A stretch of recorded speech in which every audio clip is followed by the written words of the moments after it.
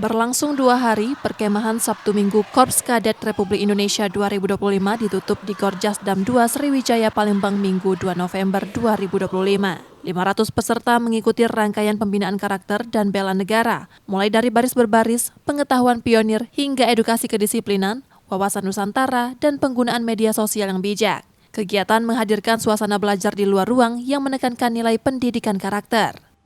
Output kita diharapkan masing-masing pribadi masuk sekolah ini mempunyai disiplin, mempunyai inovasi, semangat, ya, memiliki wawasan kebangsaan yang tinggi.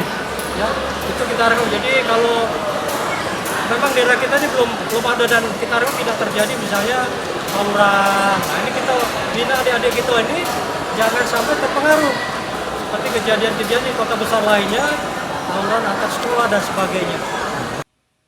Antusiasme peserta mencerminkan semangat generasi muda untuk terus memperkuat nasionalisme sekaligus mempersiapkan diri menghadapi tantangan zaman yang semakin kompleks.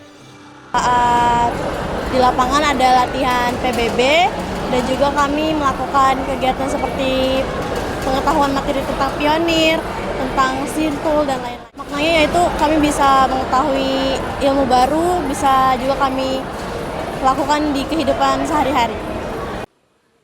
Persami KKRI ini menegaskan komitmen TNI dalam mendukung tumbuhnya generasi muda yang tangguh, disiplin, dan siap berkontribusi untuk bangsa sesuai profesinya kelak.